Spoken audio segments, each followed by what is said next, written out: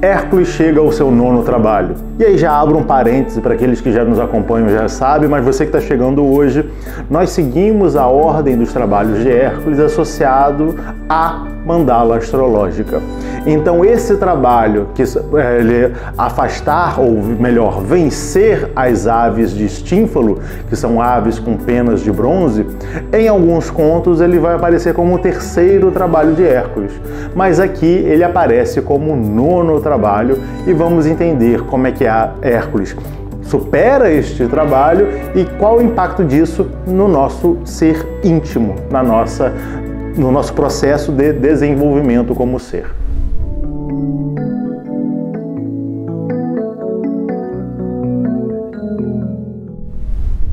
Para a gente começar a analisar os elementos que fazem parte desse mito, desse trabalho e conseguir identificar os símbolos, a gente pode começar pela constituição das aves. O Paulo disse na abertura que são aves de bronze, e o bronze é um metal que está associado às coisas da terra, às coisas do mundo. Então essas aves representam esse monstro que nos ataca com as armas do mundo.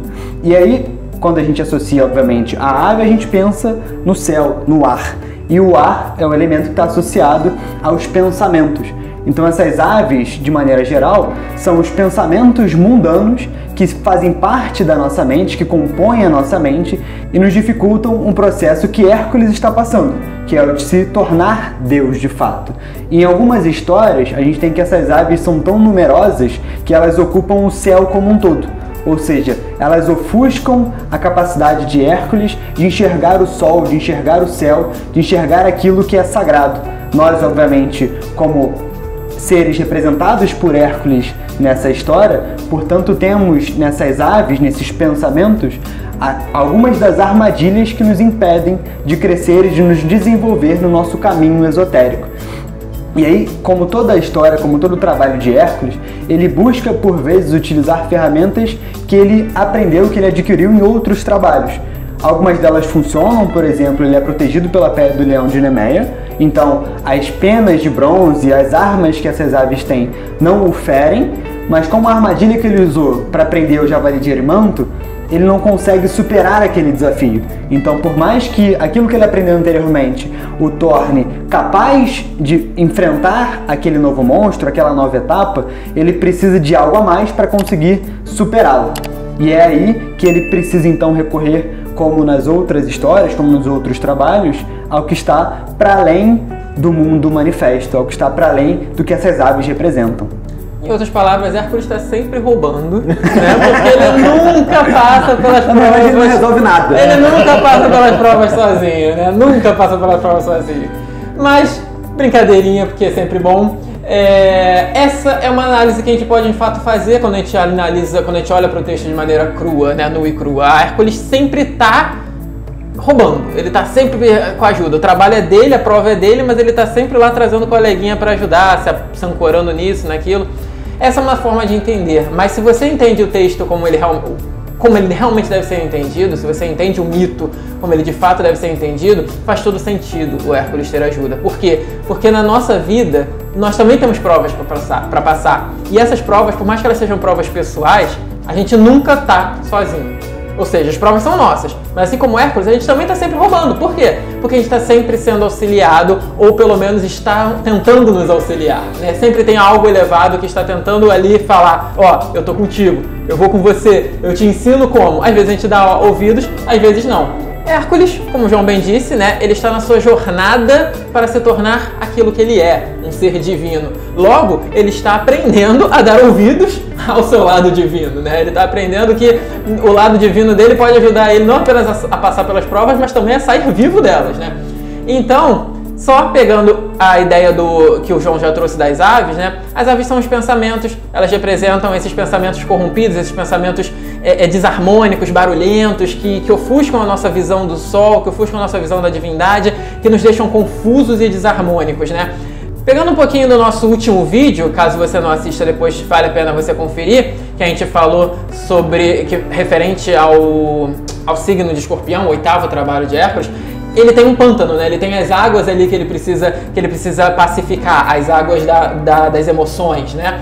Nesse, a gente está falando do ar. Só que é interessante, porque as aves elas estão relacionadas a um lago também, mostrando que os pensamentos, eles estão diretamente relacionados às nossas emoções. Um está associado com o outro. Para eu manter o meu lago tranquilo, eu preciso também manter os meus pensamentos de maneira harmônica, organizada. Porque se os meus pensamentos estiverem atropelados, estiverem extremamente agitados, eu não consigo manter a paz das minhas emoções. E aí, fazendo um adendo em relação a isso, por mais que as aves tenham ali as suas penas, o seu bico, as suas garras, o principal problema que elas geram está relacionado ao barulho que elas fazem, a todo som completamente caótico que elas trazem para aquele ambiente, e é esse som que torna aquele lugar inabitável. Sim, exatamente. Ou seja, é esse barulho, né? Esse som é muito representativo, né? Pelo menos para mim é bem claro, eu acredito para todos vocês também, né? Como que a nossa mente, às vezes, ela está tão barulhenta, mas tão barulhenta que ela é ensurdecedora, né? A gente quer um pouco de paz, mas a gente não consegue ter paz mesmo que a gente esteja num ambiente, em tese, completamente silencioso. Por quê? Porque o nosso barulho interno, o nosso atrito interno, ele é muito grande. Então a gente precisa resolver ele, a gente precisa pacificar ele. E como que a gente faz isso? Com a ajuda de Atena, com a ajuda dos deuses, com a ajuda daquilo que é mais elevado em nós, que, no caso do mito, ela vai trazer para o Hércules qual o nome mesmo? Matraca. Ela vai trazer para o Hércules uma matraca. Que, caso você não saiba, o próprio nome já deve te dar uma ideia, é um negocinho também que faz um barulho bem brabo. Um barulho tão brabo que nem os pensamentos, ou seja, que nem as aves aguentam. Para quem não sabe o que é matraca, pensa na vuvuzela.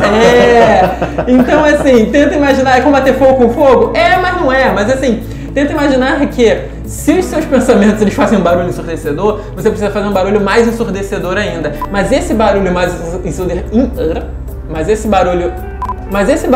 ensurdecedor, ele não necessariamente é um barulho desarmônico, porque ele é um som que vem dos deuses, ou seja, ele é um som divino. Em outras palavras, eu estou utilizando o verbo, o logos, fazendo uma analogia a várias outras vertentes, né? Eu estou utilizando o verbo, estou utilizando o logos, eu estou utilizando essa força divina para, através dela, silenciar a voz da matéria. Eu estou silenciando aquele som que é da materialidade, aquele som que é do bronze, né? Eu estou trazendo um som que é divino, um som que é do ouro, para poder então, através disso, alcançar o único som que existe, que é o som do silêncio, o único som verdadeiro que é capaz de harmonizar todas as coisas dentro e fora de mim. Patrick comentou uma coisa, né, falando que o Hércules, ele é um malandrinho, ele tá sempre roubando, ele espertinho, usando Iolau, o seu primo, usando a divindade para ajudar, fazendo todas essas coisas, mas ele também disse que ele trouxe uma tentativa de resolver o problema utilizando uma solução que ele encontrou para o problema anterior. Perfeito. Interessante a gente buscar essas questões. Só que quando a gente vai buscar de fato utilizar isso, a gente tem que perceber que aquela solução que eu utilizei para resolver aquele problema, ela deve ser utilizada para problemas iguais a este mesmo problema, não problemas diferentes.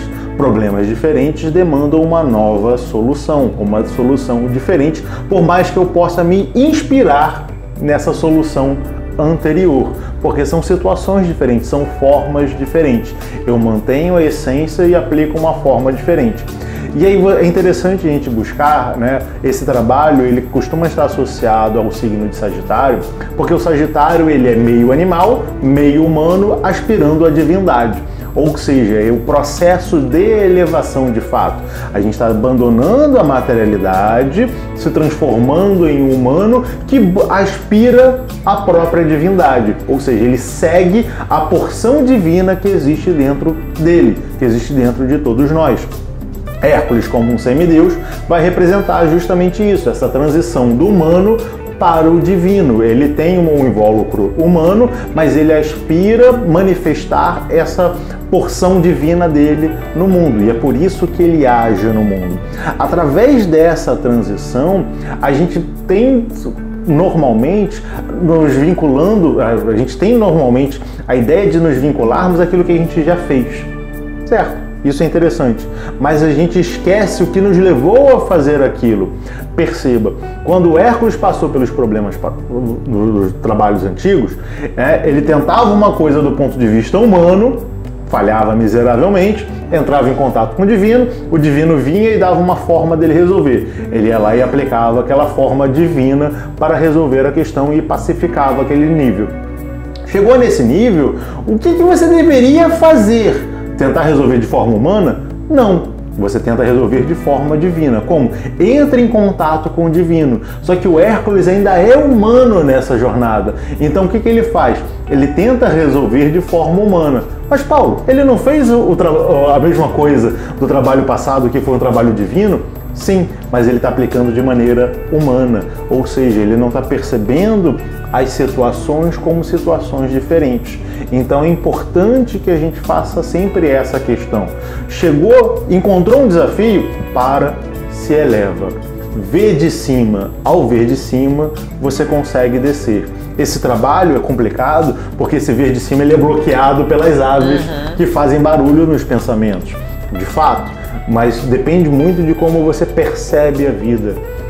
A gente costuma comentar que as pessoas falam, hoje o dia não está bonito porque o dia está nublado, eu gosto de um dia de sol. Filho, todo dia tem sol, você só não vê, mas o sol está lá. Depende de onde a sua mente está focada. Se você está focado na chuva, você não vê o sol. Mas se você está focado no sol, não importa se está chovendo ou não. Você sabe o que está para além daquela situação que é transitória. O sol está sempre lá. Às vezes ele aparece, às vezes ele não aparece. Se você tem essas aves tampando o sol, você não pode falar, não tem sol. Tem sol sim. Então eu preciso achar a fonte de me conectar a esse sol. Eu tenho que aprender a silenciar essas aves. Patrick disse lá, fazer um barulho ainda maior do que essas aves. Sim, o processo de meditação ele parte dessa questão. A gente comenta nos nossos grupos de estudos, dá uma olhada em pedradeafiar.org para saber um pouco mais sobre eles e sobre outros trabalhos nossos também, que eu passei por uma situação que a pessoa foi meditar e ela disse, não, meditação não é para mim, porque quando eu começo a meditar, a minha mente fica muito confusa e eu não gosto disso. Eu falei, bem, talvez você não saiba, mas a sua mente é assim constantemente. Ela, pois é, você apenas não presta atenção, porque você não está focando nisso. Então essa situação que você disse que é desagradável da mente confusa, ela te acompanha constantemente. Como é que eu resolvo isso? Focando nela, ou percebendo a sua existência e combatendo essa existência com algo superior. Ou seja, eu preciso entender que essas aves, elas vão escurecer o céu. Eu preciso aceitar que elas estão fazendo isso, mas eu devo me ancorar no sol que está por detrás delas. E através desse sol divino, usar essa matraca que Hércules utiliza para espantar. Aí você começa, as nuvens começam a abrir, vem aquele raiozinho de sol. Acontece muito em filme, Você tem a escuridão e de repente abre uma frestinha nas nuvens, vem a luz e e aí você se transforma num ser divino. É mais ou menos isso, mas sem essa questão. Vai ser o couro. O resto é tudo igual. Você vai conseguir buscar isso. E ao buscar isso, você vai trazer o quê? Paz para o lago. As pessoas podem voltar a habitar aquele lago, se alimentar dos peixes daquela água, beber daquela água, vivenciar o ambiente ao redor daquela água. Dentro do budismo, a gente costuma falar também, que quando você quer acalmar um elefante, você coloca ele entre dois elefantes tranquilos. Porque a tranquilidade desses dois elefantes vai acalmar esse elefante que está nervoso. O que isso significa? Significa que se minhas emoções estão nervosas por conta dos meus pensamentos ou por conta de qualquer outra coisa, eu preciso tranquilizar o meu corpo e tranquilizar a minha mente. E através dessa tranquilidade da mente e do meu corpo, eu vou pacificar, vou fazer um sanduíche dessas minhas emoções que estão nervosas e ela vai começar a se acalmar, porque eu tenho um corpo tranquilo, controlado e uma mente que está agindo de maneira tranquila, controlada. E aí eu vou pacificar essas águas e vou liberar essas águas para serem habitadas de maneira mais harmônica. E aí, a partir daí, eu aprendo alguma coisa e vou para o meu próximo trabalho, porque a jornada sempre continua, São 12 trabalhos de Hércules que vão se manifestar de várias maneiras para todos nós. E até o próximo programa. Tchau, tchau!